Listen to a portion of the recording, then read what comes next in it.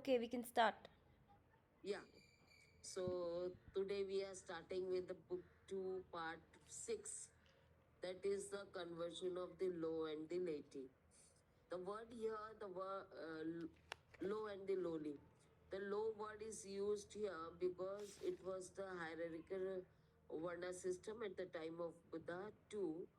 Before that, it was coming on, and the low means the those who were treated as low caste, or the person who were doing the work which are not commonly done by the high status, the so-called high status people. So they are the one.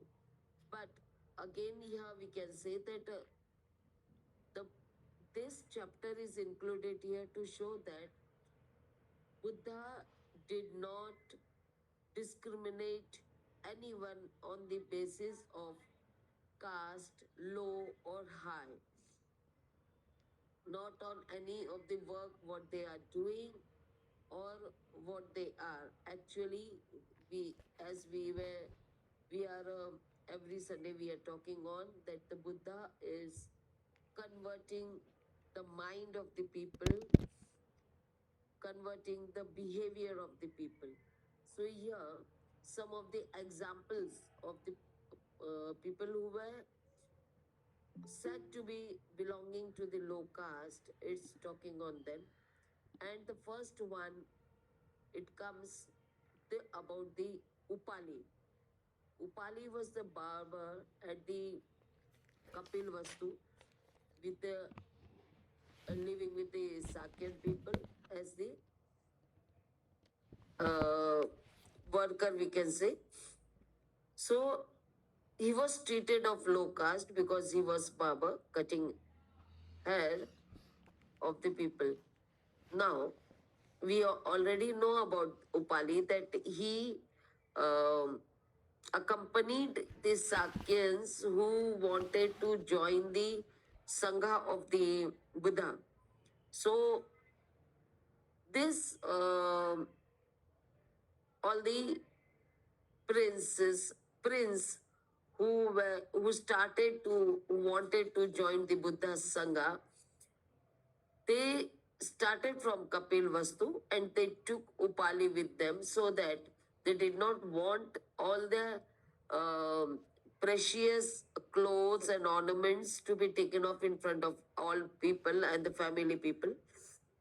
So they took Upali with them, and after reaching some place outside their state, outside the city, they took off all the ornaments and all the dress which was very princely.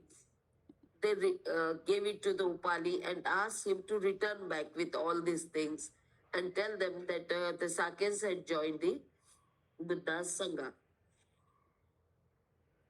So the Upali did the same. He collected everything and he started returning back to Kapil Vastu. But on his way, a thought came in his mind where he thought that people may think, the Kapil Vastu, people of the Kapil Vastu, the Sakyans may think that I had killed all the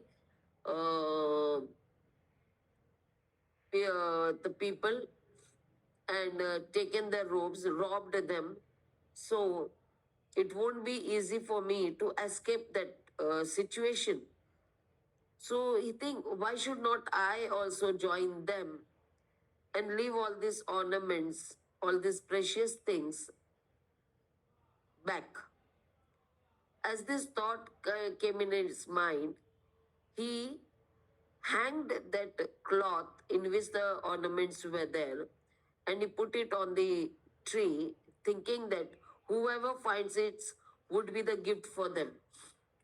So, this is the one we say that he has renounced all the things, what he got it, he left it. He did not have any attachment to that ornaments. He did not have attachment to that things which may change his life. He just put it off as it was nothing for him and he returned back to the Sakyas who were going to Buddha. After seeing Upali, the Sakyas they saw and they thought that, "Oh, why Upali is coming back?" So when Upali tells them about the thought, what it came in his mind, they think that yes, he is thinking in the right way. This thing may happen. The Sakyas may kill him, saying that he had dropped them. So they also took Upali with them to the Buddha. The best thing it happens that as the treatment with the people of the low caste and the high caste was decided at that time, that the so-called high caste people were given respect, the full respect, and the low caste people were treated very badly. They were ill-treated, we can say. And because of that, the Sakyas, they decide that Upali should be ordained first. When they go to Buddha, they just say them that we Sakyas are very egotistic. So you please ordain Upali first, so that we do not have anything in our mind that he belongs to the low caste, because he would be senior to us. This is the very important part, we can say, in the Buddha's teachings, where to bring everyone in equal status, this type of practice, not always, but this type of practice was there. Now it has been very weird these days, because the people think that I am senior, but here the other one who are senior according to the respect, according to the caste, they give up their ego and they ask the one who should be graded up to give them the ordination first. And accordingly, because of the Sakya's request and the situation which demanded that, this Upali was ordained first, and because he became the senior of all the Sakyas, they give respect to him. So, from this situation, we can say that the thing started where there was no differentiation between who could become a bhikkhu, who could be converted as the lay people, followers of Buddha, and we can say the untouchables or the low caste, those who were treated as, were accepted by Buddha in this Sangha. So he was the first example. Now, the second came of the Sunit. Sunit was a sweeper. He belonged to the scavengers caste and he used to sweep the road. So one day when he was sweeping the road and the road was full of dirt and he was performing his duty, he saw that the Buddha is passing by that road, and thinking that the Buddha would be affected by all the dust and what he is cleaning, he just wanted to hide himself away from that place. And also he wanted that Buddha should not see him, because it was the tradition that time. Seeing to the low caste people was not treated good. They were blamed why they came in front of him, in front of them. So Sunit also thought that he should hide himself from the Buddha. He had respect for him, but still he wanted to hide. So, and he did not find any place. So he just go and stick to the wall of the house, and he stands there in a bowing position so that the Buddha can pass along without having attention of him. But Buddha sees him, and in very soft and very caring voice, he calls him and say, Sunit, why don't you leave this say position and come and join to our order? As he is directly asking him to join the Bhikkhu Sangha. Sunit, when heard this word, he felt like something is shoring over him, which is very feeling very good. And he thought that if Buddha himself is calling him, why shouldn't he leave this kind of work and join the Sangha? And the Buddha says, Come bhikkhu. Come bhikkhu means in Pali it is always say, Buddha used to say, Ehi bhikkhave, means the direct entry to the bhikkhu Sangha. So this direct entry was given to Sunit. And I'm reading from this book in every page it's written, the discipline word is there. The one who is joining the Sangha, that discipline is taught by Buddha. And Sunit is also taught the discipline and the Dhamma. And he became a good bhikkhu.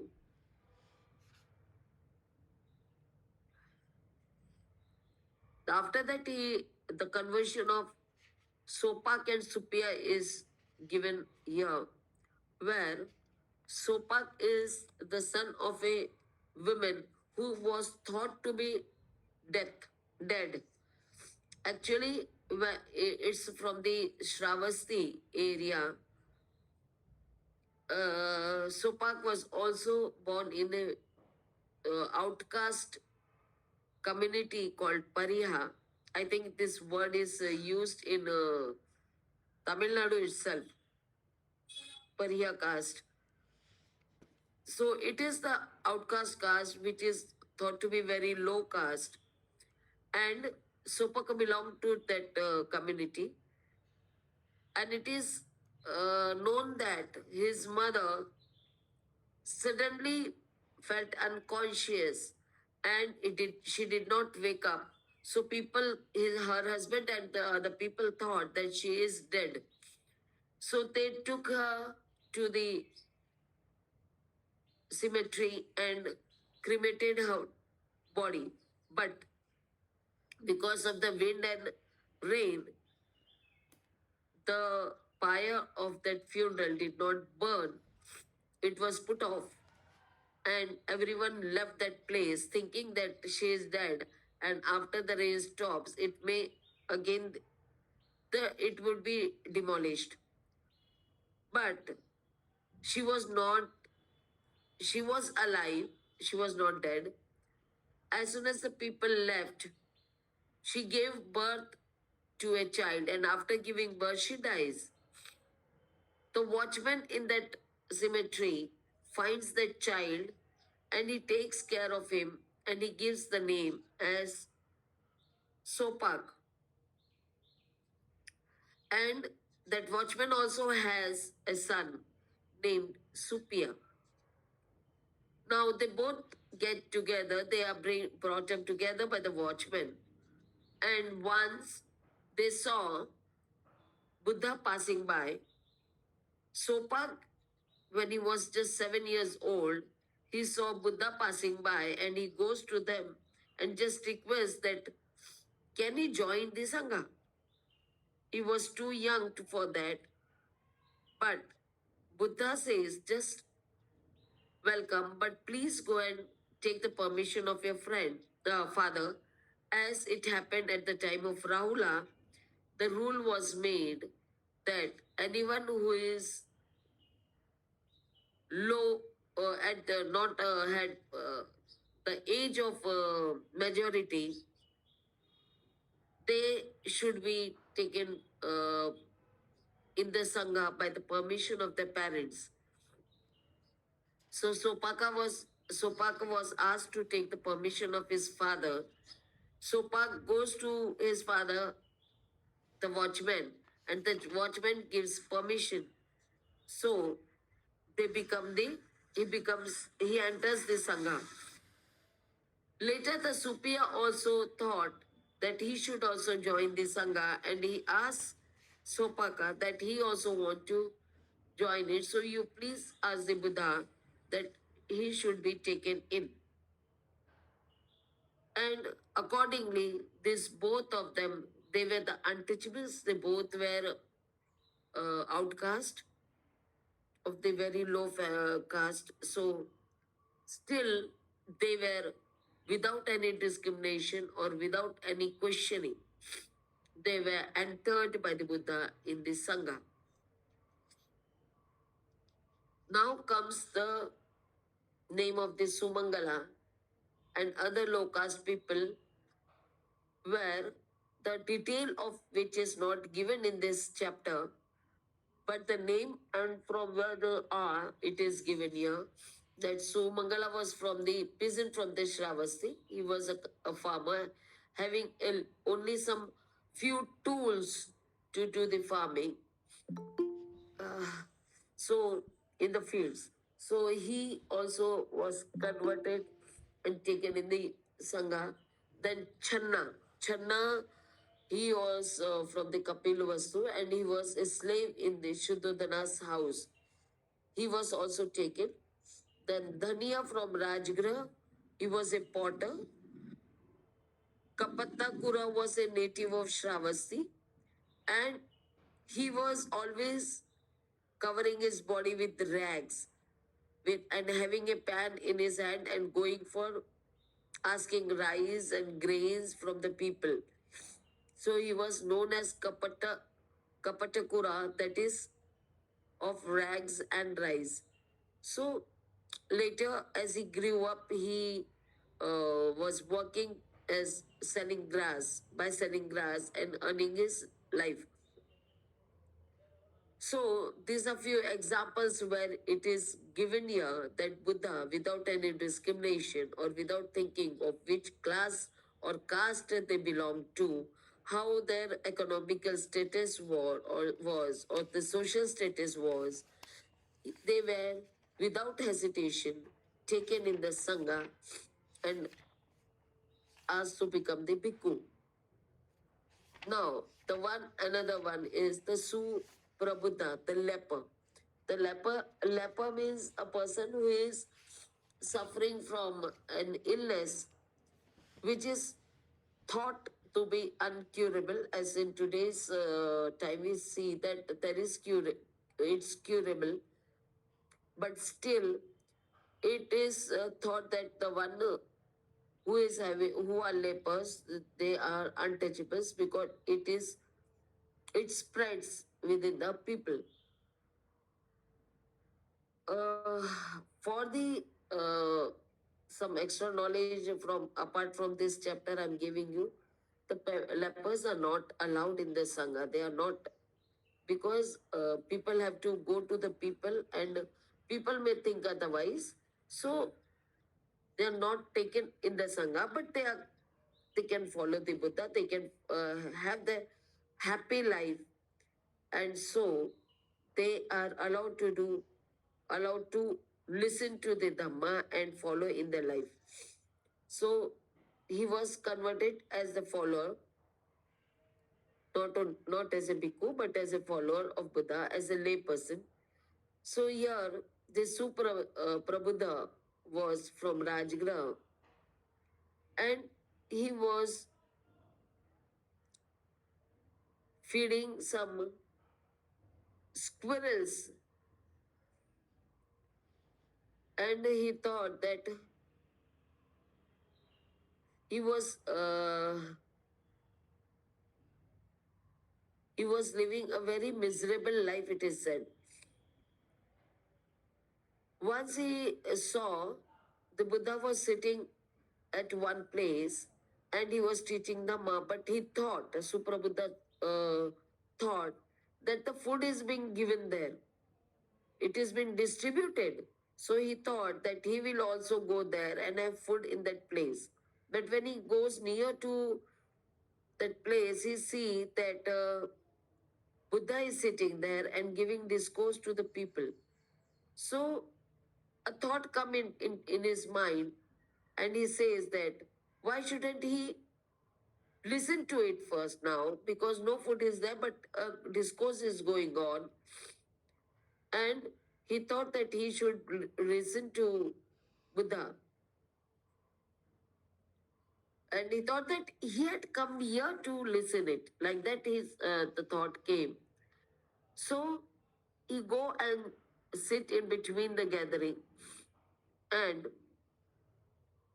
the Buddha, looking at the gathering, he saw him sitting there, and looking at his face and the expression, the Buddha got to know that he is very eager to know what the Buddha is teaching. And the person who is very eager and very excited to listen always grasps it very well. So he questions that who is here to who want to grasp the truth. And he saw the Supra Buddha that he is the one.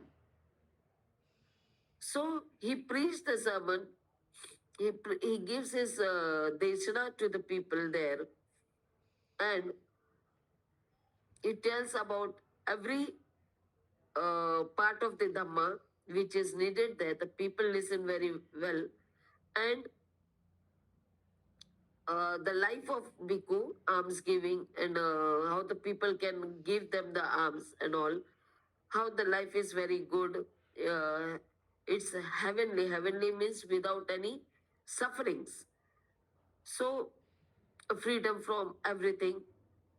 When he hear everything, he becomes very, we can say, with Suprabuddha's mind, accepts everything, and he thinks that the Dhamma is for him, and he will take it, and he will set free his life.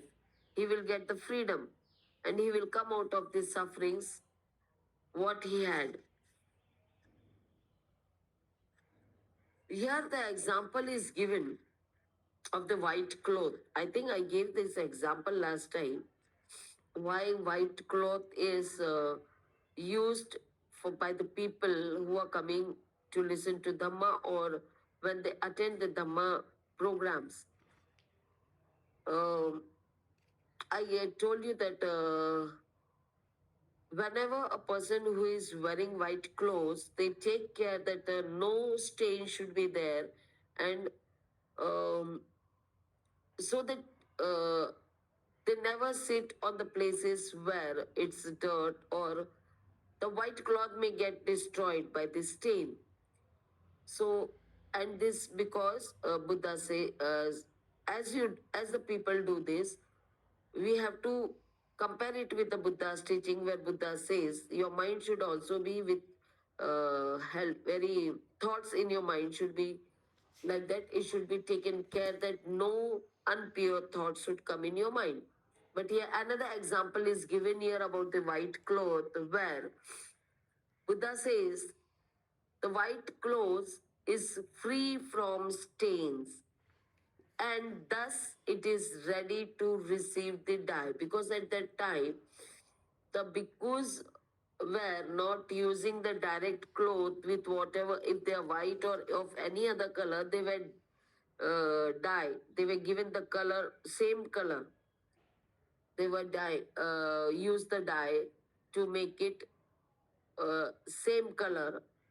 And so it is said that if the cloth, the white cloth is having some stain, the dye won't come properly. The dyed cloth is will also have some stain in it, maybe some dark patches or something, it will be there. So he says about Suprabuddha that Suprabuddha is like a white cloth which is free from stain and can receive the dye. That is, the thing which is being taught is taken very purely because there is no stain in his mind. So the truth is pure, it is stainless.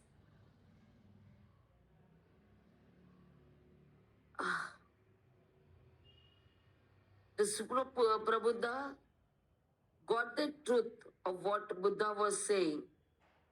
He had no doubt, he had no questions, and he was confident enough what he had learned, what he had heard. So he got up and went near the Buddha, saluted him, and sat at one side. And he said to Buddha that he got everything what he wanted, which was hidden, which has raised him from everything. Now he can see the light everywhere. It is like the eyes, he got the where he can see everything very clearly. And he is very happy to say that, and he says that he want to come take refuge in the Buddha, and he is thus accepted as the follower of the Buddha. But after some time, he gets up. He gets up.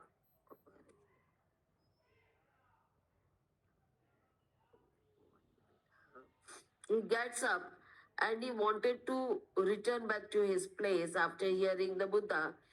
He was so happy. He was so filled with the happiness. He started going, and unfortunately, he is attacked by a young calf who is coming from the side, and he died there. So he did not remain alive after that, but still, even the leper, even though he is not taken in the Sangha, but the one who is ill or whatever life is living is also allowed to listen to the Dhamma and follow the teachings of Buddha. So these are the things we have learned from this chapter that all the people, whether they belong to any of the caste, whatever their social status is, whatever their economical status is, whatever their work is, whatever their health is, even they are not discriminated to listen to the Dhamma and live a happy life. So, this is the only and only example where we can say, one only and only the Buddha we can say, who has allowed everyone in his uh, Sangha and as a followers to live a happy life. So I think this chapter I had completed here. It took only half an hour, I think. So we can have another discussions instead of starting with the part 7 because it's a long chapter.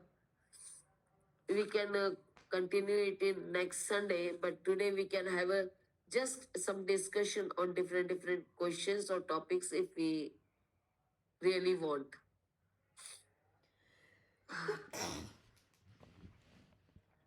Yes, Thank you, Mrudula? Bhante ji. Thank you, Bhante ji. Yeah. So this is a very interesting part, I think,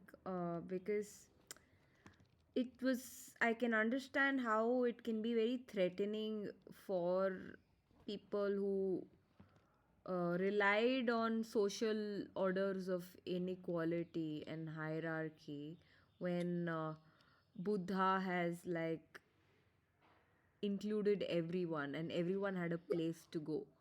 And I keep thinking, as like we know what is happening today, that the SC/ST people are not really given any power or spiritual autonomy. uh, but in the mainstream religion, or like under Hinduism, they might go and pray in temples, and they might even be allowed to chant and recite mantras in a temple wearing Janayu and everything. Very few of us, but even then, I don't think they have an opportunity to develop their own wisdom and see the truth for themselves. Like with Dhamma, there is a discipline and there is a way of they are developing their mental culture, which is Yeah. not permitted in I mean, like their own culture isn't really uh, allowed to grow. Their minds are our minds are unallowed to develop. First of all, I feel that is another impact of casteism. I can see Yeah. how that is being, like, addressed here slowly. The fact that even we were permitted the space and economic status as a bhikkhu to develop our mind and become wise ourselves, like, to because wisdom isn't just taken, it's not an object, it is to be cultivated and developed. And for that there are certain conditions, and to make those conditions available for even the so called lowly people is like, it can be an act of revolution, which is what we need to make this more conscious in public awareness, I feel. Yeah.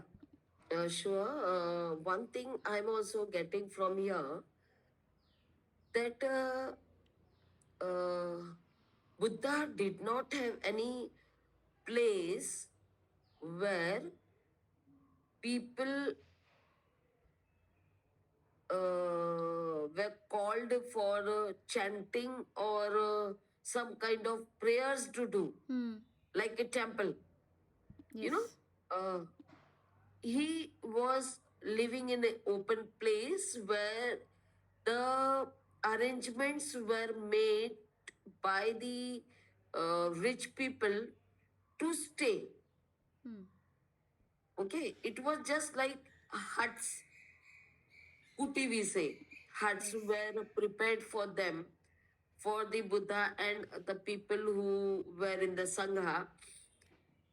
Some small huts were prepared to stay for them at night, and they were moving from one place to another. But for 3 months, like in a rainy retreat, uh, they were staying at one place, and those who were coming to listen to Buddha, there was no such kind of restrictions that this person should not come to listen. It was just for listening, grasping whatever it is. And what the culture we find, as especially in Tamil Nadu, like as you told, that people now of the so-called low caste people are also allowed to wear that white thread, and they are given that opportunity to go and chant. They are allowed to go in the temple, but still we find that the temples where the low caste people, the so-called low caste people are allowed, the temple are different from the temple of the people where they are not allowed. So it is not that for the teachings or learning or the to make themselves happy, to know how to live. It is just to chant there and to give something to the God, so that which they won't be getting, they don't know what they will get from there. So this kind of things are happening there. So I have seen many temples where it is for the people who are not allowed in the main temple or the big temples, where there is a restrictions for some people. But in Buddha, it was like for learning. It's like a school, where the admission is taken. And not as a proper admission as we do it, but yes, we can go and enter in it, and they are allowed to listen to it. So this is the difference. Therefore, we say that Buddha never said that it is about the religion where there is a temple. In Buddhism, it is a kind of, now also we have so many vihars. We always say, especially me, I and our Bhikkhuni Sangha, we always say that they are the educational centers, not the temples. But these words are given where people are thinking that we are going to the vihar and we are chanting there, we are doing our puja part and whatever it is, they are doing it. And still they say that it is Bauddha Vihar. Bauddha means the people who has converted to Buddhism. They are called Bauddha. Actually, it should be Buddha Vihar where the Buddha's teachings have been taught. So it is not Buddha Vihar like. It is Bauddha Vihar where only the Buddhist people can go and enter. So here some restriction is also there. And that is unknowingly, and people don't know the reality behind it. So these are the things. There's a big difference between the religion and the culture, we can say, where Buddha has no place for anything where there is restrictions. So this is a very good thing here, and therefore this kind of examples we see here, I think. Any questions if anyone have?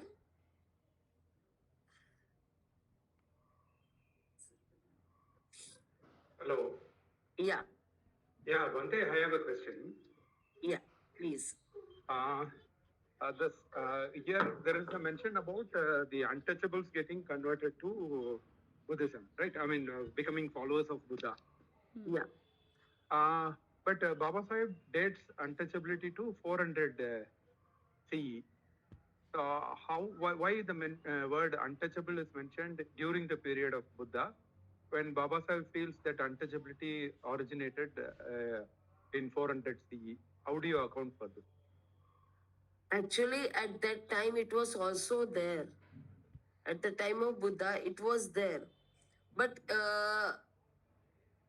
it was not mentioned as the record. But because we are not saying that what Baba Sahib said and what Buddha said, we are seeing the situation there. We are given the examples that yes, there were Babas, there were sweepers. The example is given there. Like about the Sunit, it is said he was a sweeper, and they were said that they should not come in front. They should not have their life as other people have. They should hide themselves. So it was there. They were not given equal treatment by the people who were thinking that they were of high caste. uh, Examples like we can say, they were treated in that way, we can say. They were treated in that way because according to the Varna system, the things were allotted to them. So the untouchables were not coming in the Varna system. The untouchables were living outside the area where the touchables were there, the Varna people were there. And the barber, he comes in the touchables. The barber, Upani, we can say, he comes in touchables because he, without touching, he cannot cut the hair of any people, any person. So he comes in touchable. So he was in Varna. And the other people, like sweeper and all, and many other people, like we talk of Sumangala and the other persons, Sopaka and Supia. So they were untouchables because they were not touched. So these are the things we can find here. This were the situation at that time. It was, we can't say that it is recorded, and Baba Sahib recorded it in the text. I think so. Maybe some other reason may also be there. I'm not sure about it. Oh, okay, Yes, Bhante. Mridula, you raised. Yes. No, Yes, no, sir. just in response to Govindraj's question, I think untouchability was not a very, very rigidified practice, but it existed before in the early Vedic period also. But what had happened was after Buddha had, come into the picture and sort of slowly reformed Indian society, it may have faded away because a large part of the country had become followers of Buddha till the Gupta age, which is around 300 400 CE, right? So after the Gupta era had happened in Indian history, the practice of casteism came back more violently, and that's when they wrote all these, like all of it was recorded and like written scriptures were like penned down and like aggressively to counter the Buddhist culture that had developed very advanced stage by then. So all of these, again, the timings are not very linear. It happened in cycles where it wasn't like that revolution and counter revolution as the book by Dr. Ambedkar, the essay Revolution and Counter Revolution, kind of gives you a very good glimpse of how it happened, like this how Buddhism and Brahmanism sort of were in conflict with each other in cycles, and not the same way across regions also. In some regions, Dhamma prevailed over Brahmanism, like some parts of southern India, and then aggressively, like with time, it kind of like sort of they try to erase it. So, and there's another book called Dust on the Throne by Douglas Ober. That is also a very good archive of like what might have happened with this conflict, where and also the so-called untouchables today. There is a lot of historic reference to the fact that they were actually Buddhists, right? And the proper practice of untouchability, like after the period that you are referring to, that is 400 CE, was mostly defeated Buddhists that like were like outcasted. So yeah, these are all there in that book, Douglas Ober's book, Dust on the Throne. Please do read it. Thank you. Yeah, thank you. I have that book, though I have not read it yet. Yes. So I'll take some reference on that also. Yes. But still, I have another extension of the same question. See, when we read Baba Sahib's Who Are the Untouchables and Why They Became the Untouchables, we come to a common understanding that there was a conflict between Brahmanism and Buddhism, and all those who practiced Buddhist concepts became untouchables in the eyes of Brahmins. So that is the final understanding, and beef eating became their identity. Correct? Beef eating also, that is out of like beef eating, it wasn't a part of their identity because people were pushed to the margins, and that the nature of their jobs, the resources available to them, the conditions made beef one of the most important resources for survival. Okay. Well, let's not deviate on that. Yeah. That is not my question now. The question is, if the conflict between Brahminism and Buddhism was the origin of untouchables, then what was the cause for untouchables during Buddha's period? Why they were untouchables? It was the Varna system.